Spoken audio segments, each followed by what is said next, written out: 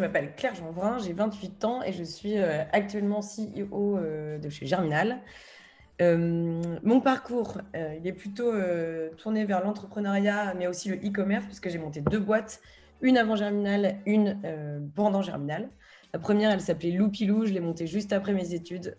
J'ai pivoté 2 fois, ça a duré 2 ans. J'ai commencé par la location de vêtements pour enfants. Après, j'étais incubée pendant 1 an chez Showroom Privé. J'ai fini avec à peu près 600 clients. On était 6 dans la boîte. Mais j'ai arrêté il y a un peu plus d'1 an parce que je n'ai pas trouvé en fait un product market fit assez fort. Donc, j'ai décidé d'arrêter. Il y avait beaucoup de concurrence. Et la deuxième boîte que j'ai lancée, elle s'appelle Pure Lessive. C'est de la lessive en feuille qui se dissout dans la machine à laver. Je l'ai montée chez Germinal. J'ai fait 10 000 euros de chiffre d'affaires le premier mois sur Facebook Ads. Et on vise 100 000 euros de chiffre d'affaires sur les 3 prochains mois.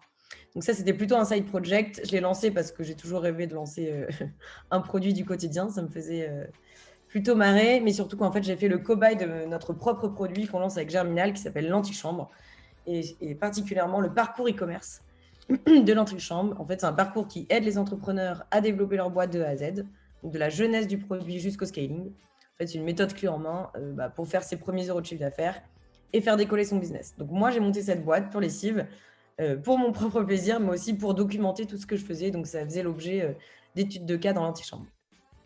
Peux-tu nous dire quels sont les indicateurs KPI à surveiller en e-commerce? Alors, déjà, je pense que les challenges, ils peuvent vraiment être différents en fonction de la taille de l'entreprise. Mais pour moi, la base, ou en tout cas ce que je fais moi aujourd'hui avec Pure Lessive et même pour Germinal, qui n'est pas un site e-commerce, c'est déjà de bien connaître tes KPI à suivre pour savoir sur quoi tu dois agir et ce que tu dois optimiser pour que ça fonctionne mieux. C'est hyper important. Donc, moi déjà, les KPI que je vais regarder pour mon site internet à moi, c'est évidemment et naturellement le nombre de ventes et le chiffre d'affaires. C'est un peu la base.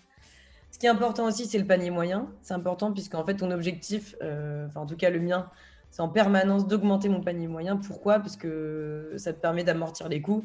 Si tu veux faire un peu de pub, c'est important d'avoir un panier moyen le plus élevé possible finalement. Donc, moi, personnellement, j'ai réussi à augmenter mon panier moyen en baissant le prix unitaire si mon client achète plus de quantité de lessive, par exemple.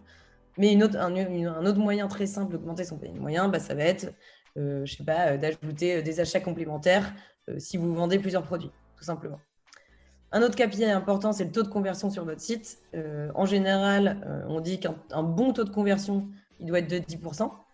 Donc, c'est le nombre d'achats sur le nombre de visites. Et en dessous, essayez toujours d'améliorer votre site.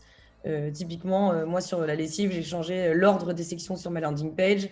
J'ai essayé de faire une landing page beaucoup plus adaptée à votre persona ou autre. Par exemple, moi, j'allais viser tout ce qui est backpacker. J'ai fait une landing page spécifique pour les backpackers parce que ce n'est pas la même cible. Bon, voilà. Ça permet d'augmenter ton taux de conversion.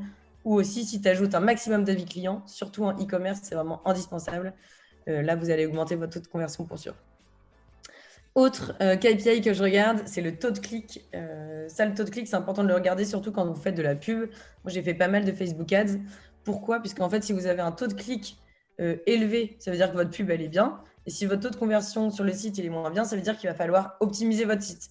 Et inversement, si le taux de clic, il est mauvais, ça veut dire que votre pub, elle est peut-être pas assez travaillée, donc il va falloir aller travailler votre pub. Et juste pour un petit tips actionnable, en général, si mon taux de clic il est supérieur à 1, soit j'arrête la pub, soit je vais aller l'optimiser. Et enfin, c'est hyper important de bien installer tous vos pixels sur votre site pour pouvoir retargeter les visiteurs à l'aide de Facebook Ads, par exemple, puisque c'est quand même une mine d'or. Si vous avez des gens qui viennent sur votre site, même s'ils n'achètent pas, c'est hyper précieux et ça serait dommage de passer à côté. Beaucoup d'e-commerçants n'utilisent que Google Analytics. Qu'en penses-tu? Est-ce suffisant pour récolter des données de qualité? Ok, très bonne question. Alors, premièrement, je ne vais pas m'attarder là-dessus, mais ça dépend vraiment de la taille de l'entreprise.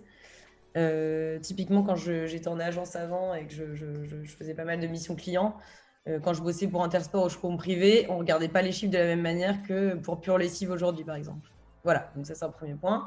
Mais sinon, pour être bien utilisé, il faut que Google Analytics il soit bien paramétré. Mais oui, Google Analytics, c'est quand même pratique pour rassembler la donnée. Mais moi, ce que je conseille et ce que je fais aujourd'hui, c'est de se servir de tous les outils qu'on a à dispo pour assembler les chiffres à la main et faire ton propre dashboard en fait.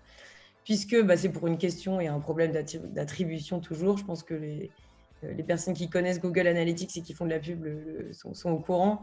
Et en fait, tu n'auras jamais les mêmes résultats sur tes dashboards à toi que sur Google Analytics. Donc, le mieux, c'est de comparer les deux. Donc, moi, ce que je fais pour la lessive, c'est que je rassemble tous mes outils. Donc, je vais aller voir sur Shopify le nombre de ventes que j'ai eu, le chiffre d'affaires, la récurrence, etc. Je vais aller voir mes données dans mon Business Manager pour voir d'où viennent, par exemple, combien de ventes j'ai eu sur Facebook Ads, combien de ventes j'ai eu sur Google, combien de ventes j'ai eu grâce aux influenceurs, par exemple. Voilà. L'objectif, c'est de rassembler toute la donnée. Ça, tu peux le faire avec Google Analytics, mais il faut que ça soit bien paramétré. Par exemple, sur Facebook Ads, il faut mettre les bons UTM pour que ça remonte bien sur Google Analytics. Et même si tu fais ça, tu n'auras pas forcément les mêmes données. Donc, le mieux, c'est de comparer. On a parfois des certitudes sur son parcours d'achat idéal. Mais qu'en est-il réellement ? Alors, nous, ce qu'on fait chez Germinal, même si ce n'est pas du e-commerce, et d'ailleurs, c'est toujours ce qu'on a fait avec tous nos clients, e-commerce ou pas, c'est d'itérer. Itérer en permanence, itérer, itérer, itérer. Pour moi, il n'y a pas vraiment de parcours d'achat unique. Il y a peut-être un parcours d'achat idéal, mais en tout cas pas unique. Pour nous, il faut vraiment seulement se baser sur vos chiffres, votre data pour améliorer finalement l'expérience d'achat. Mais oui, évidemment, l'expérience d'achat, elle doit être la plus simple et la plus rapide possible, surtout en e-commerce et surtout dans le monde dans lequel on vit aujourd'hui, où tout va super vite, où le consommateur il est sursollicité. Mais ouais, basez-vous vraiment sur votre data, sur vos chiffres. Par exemple, les avis clients, c'est hyper important. Enfin, regardez-les, prenez-les en compte et améliorez-vous par la suite. Et c'est grâce à ça, grâce à eux, que vous allez améliorer votre parcours d'achat, quoi. Même les clics, regardez bien les clics sur certains produits, mettez en avant vos best-sellers et ça marchera encore mieux. Un dernier conseil à donner aux e-commerçants ? De pas trop, enfin avec les expériences en tout cas que moi j'ai eues, j'étais entrepreneur un peu solo et c'était un peu difficile. Donc mes conseils, c'est vraiment de ne pas s'endormir, ne vous endormez pas, testez vraiment en permanence des nouvelles choses, itérez, j'ai déjà dit tout à l'heure, mais sur vos produits, vos créas, vos canaux d'acquisition, éliminez rapidement ce qui ne fonctionne pas et capitalisez sur ce qui fonctionne. Mais sinon, conseil un peu plus global, c'est n'ayez pas peur et soyez pas trop timide. Restez bien déterminés et surtout, amusez-vous.